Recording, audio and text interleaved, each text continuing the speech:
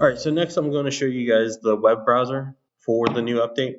Now this web browser does support HTML5, so it is usable by browsers such as like Chrome, Safari, Edge, etc. All you do is get the IP address of your machine, put it into your web browser, and then go to it. Once you get there, you'll see a page like this. It'll have its Realtime logo, username, your password, and then just log in. Now, this menu is similar to what's going to actually be available on the local monitor of the system itself if you're controlling it with a mouse. One of the things we did is we want to keep the local monitor display of menu breakdown to the same as what you'll find on the web browser. Now, with HTML5, there is some limitations on certain features and functions, which we'll cover some of those as we go through it. I won't be able to go through every single individual menu, as it'll take too long for this video, but we will talk about them in general as we kind of go over. So once you're logged in on the web browser, you got your live view, you got your playback, your basic settings, advanced settings, and so to break this down structurally, live view is pretty straightforward. This is where you go to if you want to just view the live view of the cameras. Playback is where you would go to search video events that have been stored. Basic settings are going to be your basic level minimal settings like changing your day and time settings, changing a user, adding a new user, adjusting your IP settings if you want to turn it on to DHCP or enabling and disabling P2P. And I'll show you that in a moment. Versus where advanced will give you access to all the settings that a system inherently has. And then info will give you information like your system information, your serial number, your bit rates currently being used for each individual channel, etc. Let's take a quick look at live view. Go to live. Now, about that limitation, on HTML5, the max limit of video feeds that can be watched at a single given time is 4 cameras at once. Now, HTML5 is supported for both H.264 and 265 encode settings. However, web browsers themselves inherently don't all support H.265. So when you load up a video, if your camera is set to H.265, it may take a little bit to buffer the video, as we have to transcode it to 264 video format to display it. And it's as simple as left-clicking the actual video feed. You can also select from here, from your drop-down. You can change from here. Quick view will just load up your most recent group based off of these settings, starting with whatever your starting channel is. Now, that's pretty straightforward. You got your PTC controls over here. You're moving up and down, left, right, your zoom in, your zoom out, etc. So I won't spend too much over that. We're going to go ahead and exit live view. Now let's get into the bread and butter. So we're going to be talking about playback. Playback. We got to make it as easy as possible for everybody. So let's show standard playback. We've cleared up this menu a bit. We got rid of a lot of the menus to make it simple for users. We also display the channel and the camera name, so that way you can just look at the name instead of having to recognize each channel. You can search playback events for a maximum of 4 channels at any given time. You can't do 5. In this case, let's do camera 4. Now, also, one of the other limitations was you were only previously able to play back a single given day. Now you're able to play back up to a maximum of 7 days query. What this allows is it makes it easier. So let's say if you have an event that's happening around midnight and you need to watch between 11:30 at night till 12:30 at night, where it goes past that midnight. In the past, it was hard because you would have to play 2 different days. Now you can just go over here, click the calendar, and you can modify it to the previous day. And you set your start time and your end time. And then you can hit search. It'll load the video down here, and it'll also load up your files. You can independently click on any one of these files and double click to load it, or you can click on the timeline itself to load it down here. All right, we're going to go ahead and back out of this menu. Oh, before I actually do that, the one limitation on HTML5, we are unable to export the video using Chrome or other browsers such as Safari. If you want to export the video from the web browser, you still have to use Internet Explorer, or you can use our mobile and desktop software, or you can export the video at the local unit itself. All right, so after playback, we also have the advanced search. Now, what's really useful about this is it actually searches all types of events, whether you got face detection, recognition, etc., IVS.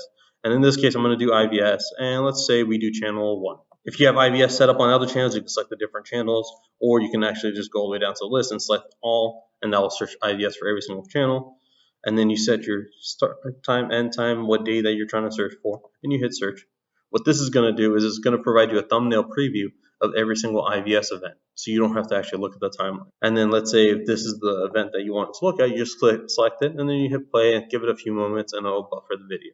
This camera is recording on H.265, and as I mentioned, it will sometimes buffer because of that whole 265, 264 support. Even though some browsers do support 265, they're not necessarily using the latest libraries, so just keep that in mind.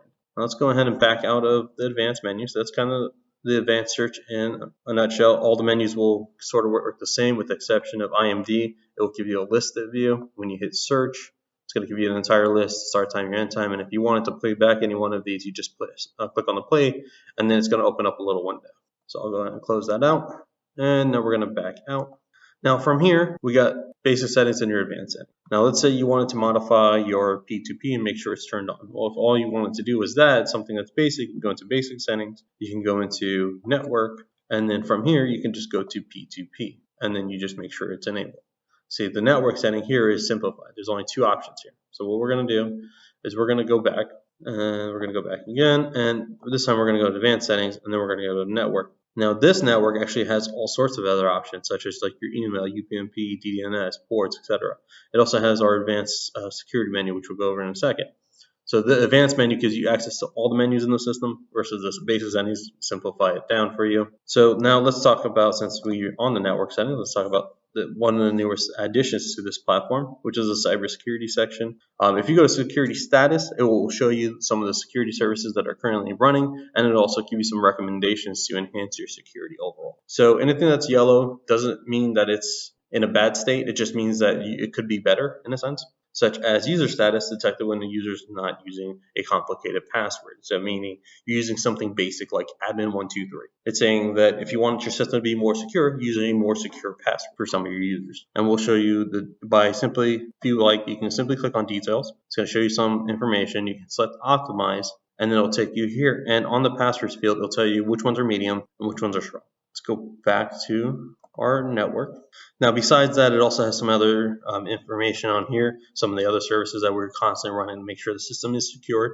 If you want to know what any of these represent, all you have to do is hover your mouse over it and it'll give you a detailed breakdown. For example, trusted protection is what we use as a service that's running at all times. It monitors in real time to make sure to guard against viruses.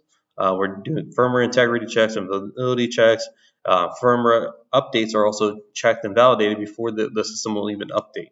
This is to protect the system's core system. Besides that, you got like audio and video being encrypted, etc. So if you want to check any of these at any time, you can always rescan the system as well.